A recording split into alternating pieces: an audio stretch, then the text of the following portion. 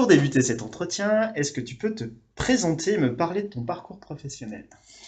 Oui, donc je suis diplômée depuis 1999, 20 ans cette année.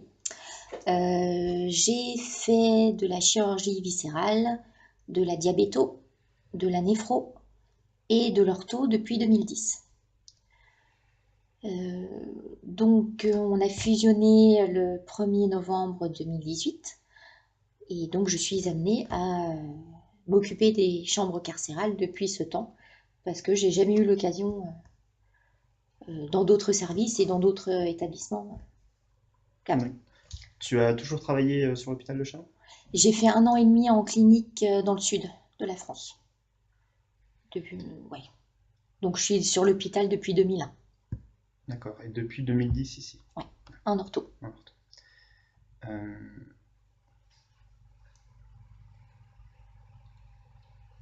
Quand tu es arrivé en ortho, donc tu étais sur l'ancien site, c'est ça? Oui.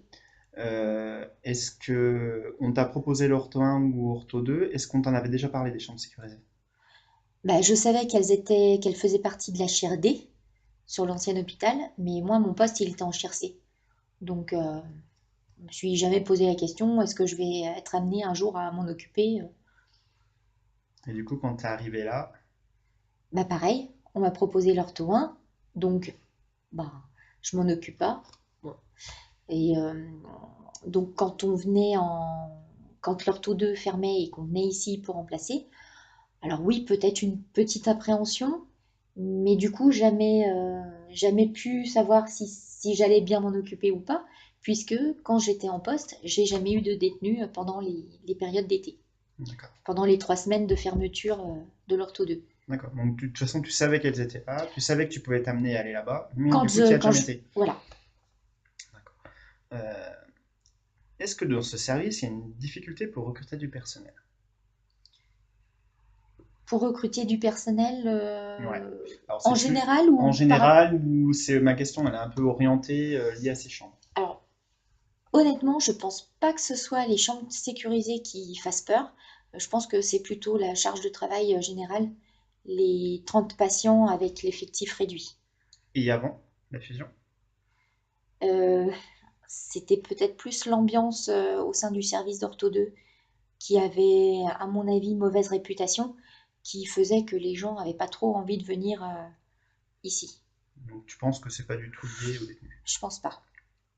Je pense pas parce que oui, on a une appréhension pour s'en occuper, mais je pense que c'est comme tout. Plus on en fait, plus on se sent à l'aise. Donc je pense pas que ce soit. Après, je peux pas me mettre dans la peau des gens, mais je suis pas sûre que. Ce qui revenait souvent dans les étudiants, où oh là là, l'ambiance en ortho 2, je pense que c'était plus ça qui freinait que le fait qu'il y ait les chambres sécurisées. D'accord. Si j'évoque le mot détenu ou prisonnier, spontanément, quel mot tu as, quelles images te viennent en tête? Et pourquoi?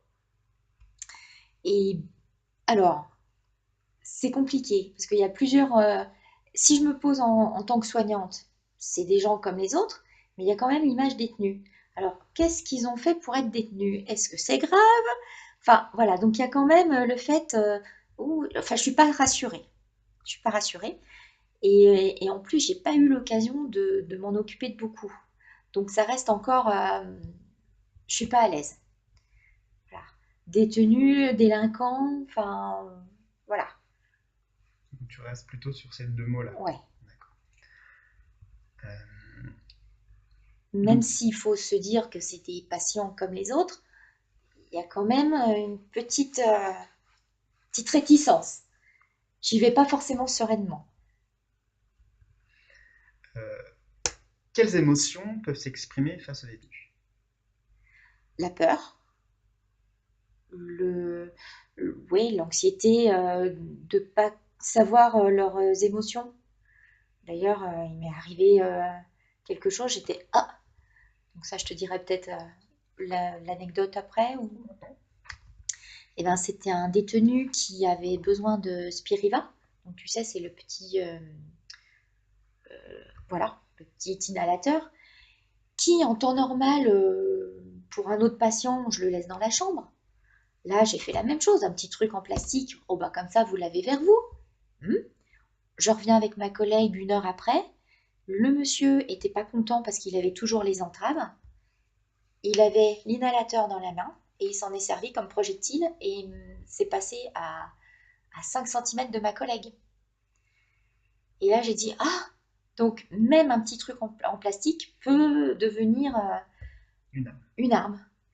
Un autre patient qui avait une Zimmer a réussi à enlever les tiges métalliques dans la Zimmer et s'en servait contre les matons.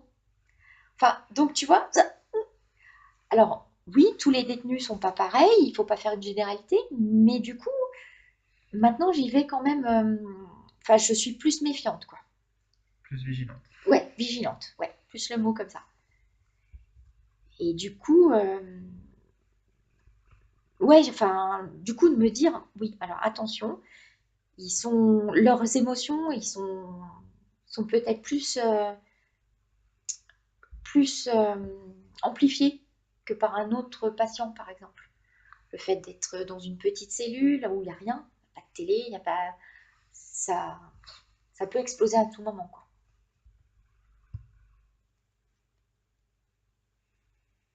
Donc tu penses que c'est tout cet environnement-là qui pour toi en fait génère cette survenue d'émotions. Enfin, la peur, l'anxiété comme tu disais. Oui, puis la prise en charge, c'est compliqué aussi.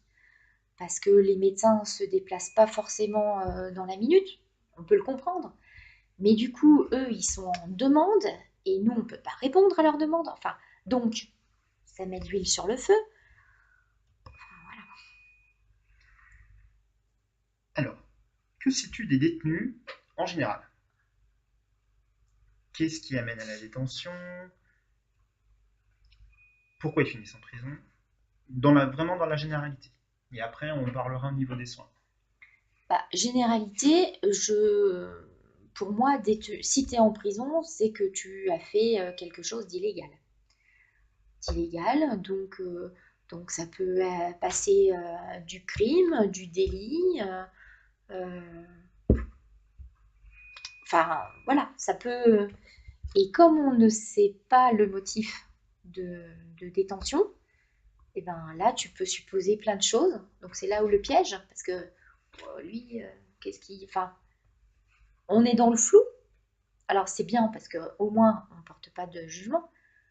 Parce que peut-être si je sais que quelqu'un vient pour un viol, est-ce que. Enfin, voilà.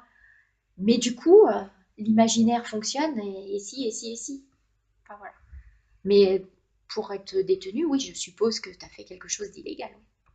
Donc c'est vague. Ça peut être la pension alimentaire impayée, du vécu. Euh, le sursis qui se transforme en ferme, enfin, enfin, ouais, ça peut être de tout et n'importe quoi. Et du coup, qu'est-ce que tu sais de leur accès aux soins et leur droit aux soins? Eh ben, pas grand-chose. Et justement, normalement, toutes les infirmières doivent aller une journée au centre de Varennes. Donc moi, je serais assez demandeuse, parce que je pense que ça peut dédramatiser les choses. Mais à ce jour, j'avoue que je ne sais pas comment ça se passe. Je pense qu'il y a un médecin et une infirmière sur place, mais, mais j'avoue, non. Je ne sais pas comment ça se passe. Est-ce que par rapport à d'autres patients, donc on va dire libres dans le service, est-ce que ça influence tes soins si du coup le patient est un détenu?